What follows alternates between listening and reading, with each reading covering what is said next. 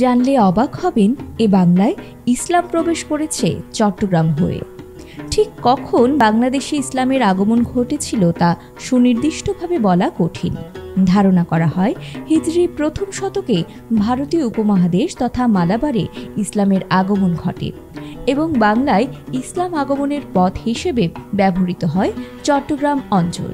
খ্রিস্টাব্দ অষ্টম অথবা নবম শতকে চট্টগ্রামের সঙ্গে আরবের মুসলমান বণিকদের সঙ্গে ঘনিষ্ঠ যোগাযোগ স্থাপিত হয়, আর সেই সূত্র ধরে বাংলায় ইসলামের আগমন ঘটে। ঐতিহাসিক ডক্টর আব্দুল করিম লিখেছেন, খ্রিস্টীয় অষ্টম অথবা নবম শতাব্দীতে চট্টগ্রামের সঙ্গে আরবীয় মুসলমান বণিকদের যোগাযোগ ছিল। পরবর্তীকালে চট্টগ্রামে আরব ব্যবসায়ীদের আনাগোনার আরও প্রমাণ পাওয়া যায়। আরব বণিকরা চট্টগ্রামে স্বাধীন রাজ্য গঠন না করলেও আরবদের যোগাযোগের ফলে চট্টগ্রামের ভাষায় প্রচুর আরবি শব্দ ব্যবহৃত হয়।